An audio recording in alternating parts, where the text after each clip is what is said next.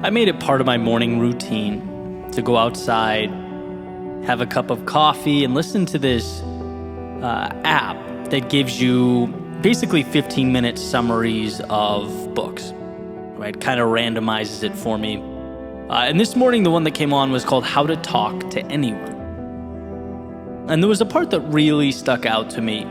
Talked about being methodical about who you interact with, particularly in a social setting. The idea being that you don't need to be some type of polished politician to be able to navigate a party or work a room. And it goes into, planning. The idea, like eating before the gathering or party, so while you're there, you can focus on connecting with the people you want to connect with, getting the most out of your time there. That type of thing makes sense. But the line or the way it was summed up that really got me was, in that situation, be the chooser, not the choice. Pretty powerful framing there, right? Think about how often when we don't ask ourselves what an ideal ending is, what we want, and we simply show up and go with the flow, we're actually forfeiting our ability to shape the outcome of the evening. It's instead going to be shaped by the people who do have a preference and act accordingly. In other words, we're willingly signing up to be a part of their plan. We're signing on to be the choice and not, as the passage says, the chooser. Like so many things, you can take a single idea or concept from one area and point it at something else, right? It applies across the board. How many places in our lives are we just going along without any visualized outcome or goal? In what areas are we showing up to the metaphorical gathering with no ideal outcome in mind, hoping the right people come to us, the right things appear to us? And of course, life is messy. No plan's going to be perfect. But there's plenty of truth to that old saying, you can't hit a target that you haven't created, that isn't there. And if you don't take the wheel in these little segments of your life, you can't then be disappointed when things don't happen, when the car doesn't go where you wanted it to go. No, the one holding the wheel will determine that. Now, let's be real, identifying what you want and pursuing it is definitely more challenging, right? It takes more effort and sacrifice. It's emotionally taxing because now there's something at stake. But you also position yourself to now get something worthwhile out of the situation.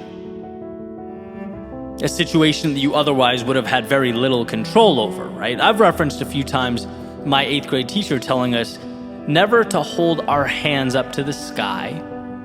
And he would clasp his hands together to make this little bowl and hold them out. But he'd say, never just hold them out and hope something falls into them. As the saying goes, hope is not a strategy. And I think there are different levels to this for sure. It's one thing to never think about what you want in life at all. It's another thing to walk into a party and snack on the pretzels instead of connecting with someone, right? They're very different. But when we understand that underneath both of them, underneath all of it, the same principle applies. We can at least recognize where they're happening in our lives. Some small, some bigger, and perhaps more important. Layers to a cake. But why wouldn't it always be beneficial to ask yourself, 1, what matters, and 2, what can I do to bring me closer to what matters? At least then you're cognizant. I think often the greatest opportunities are lost simply because we're not aware of them, right? So if we make ourselves aware and we miss the opportunity, let's make sure we missed it because we looked it in the eye and chose no. We met that additional layer of resistance and still said no thank you, right? There's intentionality to it. I remember reading Darren Hardy's book, The Compound Effect, and he's someone that is apparently incredibly meticulous about everything he does, to the point where he would write out a description for his future significant other. Like if it were a dream world, the exact person he was hoping to spend the rest of his life with. From her eye color, hair, what she enjoyed doing, all that stuff.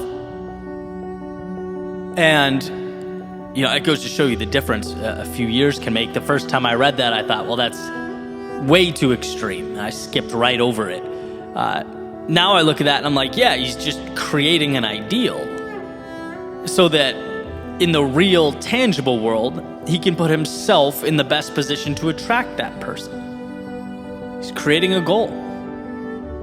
Otherwise, what's the alternative? You just kind of walk around and hope, someone appears around a corner someday who aligns with you and what you want and your interests, and it's rolling dice. There are just too many variables in life to constantly be wishing or crossing your fingers, leaving things up to chance or fate. There has to be some general sense of direction. And I've had this kind of miniature epiphany in many aspects of my life. For example, business, I've been asked, what do you want it to look like the next 5 years?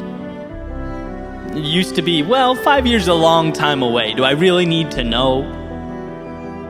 And it's like, if you don't know, then what are you doing today? You just repeating what you've always done? Are you acting randomly and hoping it takes you somewhere that will make you happy down the road? No, you have a vision, and as Bezos has said, you hold the vision and you continually adjust the process. Again, life is messy, things will change 5 million times, and that's okay, but there's a better chance good things will happen to you if you identify what they are and seek them out. Even smaller example, Boston, my home, I lived there, I love the people there. But 5 years ago, I was at a point where my work was remote, my team was remote. So rather than simply endure, November to June every year, I asked myself, well, what's my ideal lifestyle like? What if I design around that? Why not move somewhere that really excites me? Now I can run in the heat in January in Miami. Right? That's not a small thing in my life. That makes me a lot happier. And so it's little things like that. You get the point. From the big things to the tiny details. If you don't choose what you want or choose your path, life will simply choose it for you.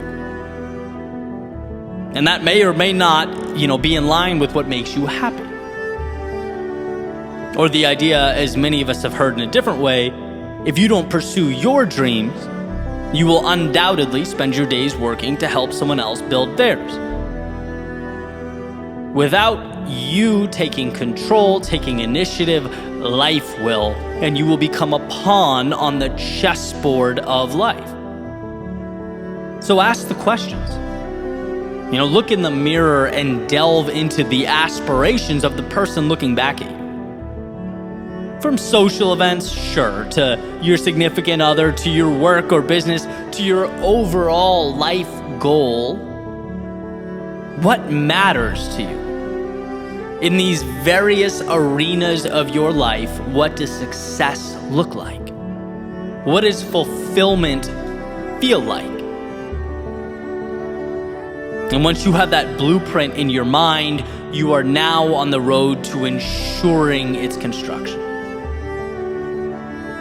The construction not of a world you were given, but of a world you chose.